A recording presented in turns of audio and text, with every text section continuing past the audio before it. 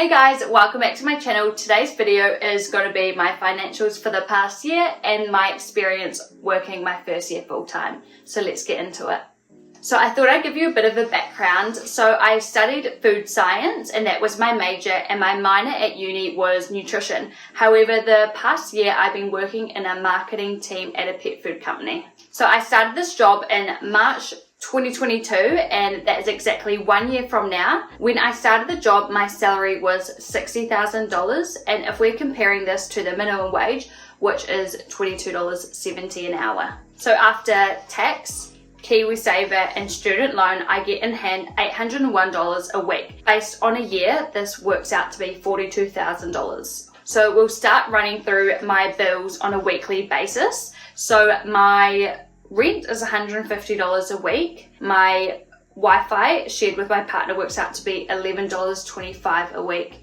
And then I also put away $25 a week for my electricity.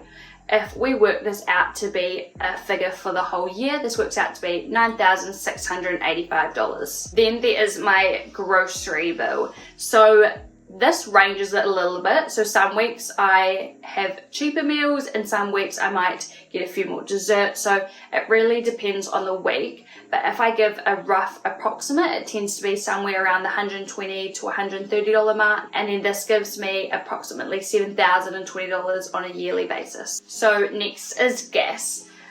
The gas I put in usually tends to be around the $45 mark. However, this can vary depending on the price per litre at that time. And this works out to be around the $2,340 mark on a yearly basis. The next one is gym. However, this does change quite a bit depending on the gym I'm going to. Sometimes I might go to a Pilates class, sometimes I might stick to my weights gym, and then for instance next week I'm going to be trying out some F45. So it really does change, but I'm basing this off the gym I'm going to currently, which is Bodycore, and that works out to be $14 a week, giving an average of $728 yearly. The grand total of all my bills on a yearly basis comes to approximately $19,800, and let me emphasize, this is the bare minimum.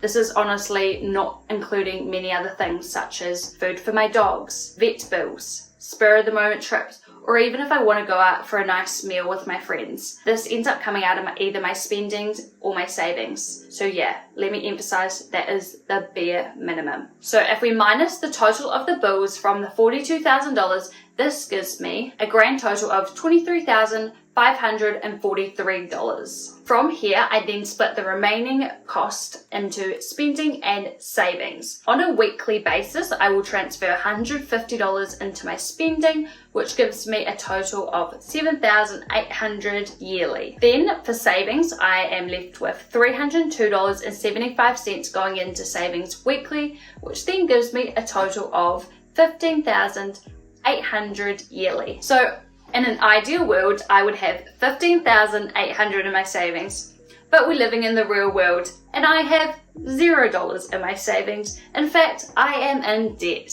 And that is because I have made some big purchases over the last year. For example, I went to Australia with my partner, I bought a second dog, I bought 10 sessions of laser, and the biggest thing of all, I bought a car, which I will be doing a video in the next few months on. So the real question is a salary of $60,000 livable for myself? Maybe at the moment, but the lifestyle I love, for the long term, probably not.